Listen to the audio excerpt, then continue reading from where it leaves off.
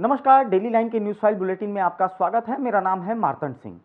इस बुलेटिन में हम आपको बताएंगे राहुल गांधी ने जातिगत जनगणना और शिवाजी महाराज की मूर्ति गिरने के मामले में पीएम मोदी पर क्या निशाना साधा है, और बताएंगे दिल्ली शराब घोटाला केस में केजरीवाल के वकील ने सुप्रीम कोर्ट में क्या दलीलें पेश की।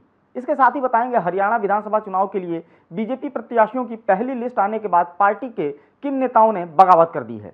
लेकिन उससे पहले एक नजर डालते हैं आज की हेडलाइंस पर। राहुल गांधी ने पीएम मोदी पर फिर साधा निशाना, कहा हम कराकर रहेंगे जातिगत जनगणना। कांग्रेस नेता ने पूर्व राज्य मंत्री कदम की प्रतिमा का अनावरण भी किया। दिल्ली शराब घोटाला केस में केजरीवाल की जमानत पर फैसला सुरक्षित, सुप्रीम कोर्ट ने दोनों पक्ष की दलीलें सुनने के बाद सुरक्षित रखा फैसला।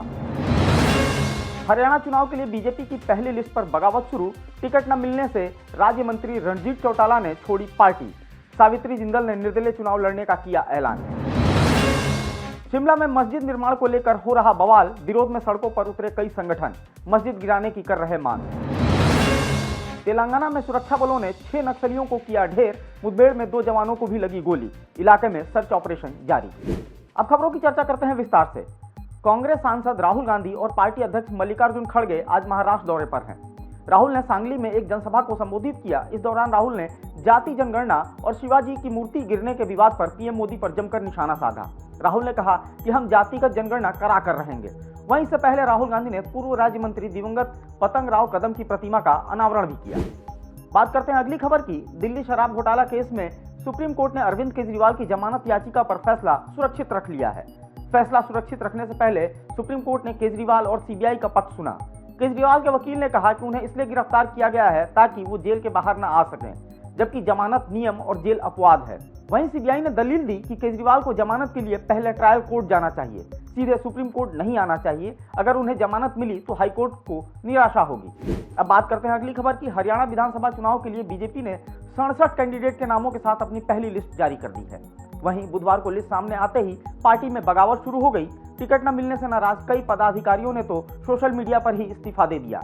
एक तरफ हरियाणा के बिजली मंत्री रणजीत चौटाला ने बीजेपी छोड़ दिया है। उन्होंने आज अपने समर्थकों के साथ मीटिंग करने के बाद ये फैसला लिया।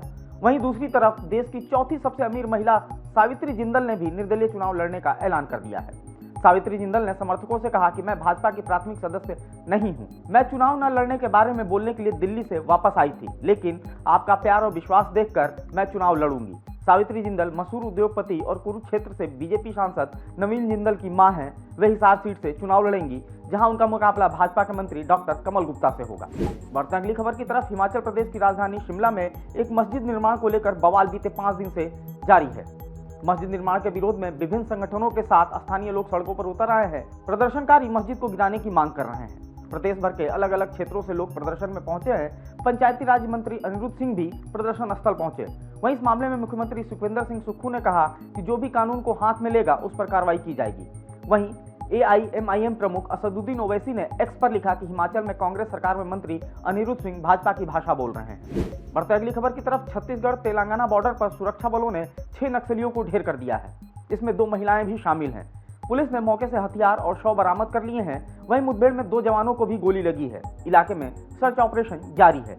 पुलिस को सूचना मिली थी कि कोत्तागुडेम जिले के गुंडाला कारगुडेम इलाके में भारी संख्या में नक्सली मौजूद हैं, जिसके बाद भारी पुलिस फोर्स को इलाके में सर्च ऑपरेशन के लिए भेजा गया था।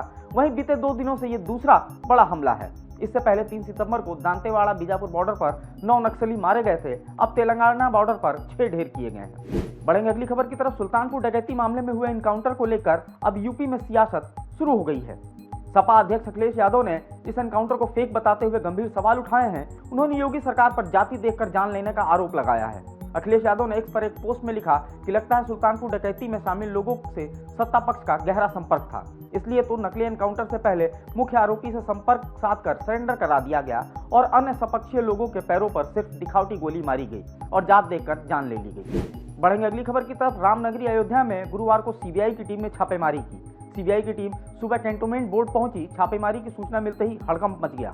सीबीआई 25 करोड़ रुपए के घोटाले के आरोप में यह कार्रवाई कर रही है। समाजवादी पार्टी के नेता पवन पांडे ने आरोप लगाया था कि अयोध्या के विकास कार्यों के टेंडर में लगभग 25 करोड़ रुपए का घोटाला हुआ है, जिसके बाद सीबीआई ने इस मामले की जांच शुरू कर दी है। सीबीआई की टीम छापेमारी कर दस्तावेज समेत अन्य साक्ष्यों की तलाश कर रही है। डेली लाइन की न्यूज़ फाइल बुलेटिन में फिलहाल इतना ही। आप फॉलो करते रहे हमारे डिजिटल प्लेटफॉर्म डेली लाइन को।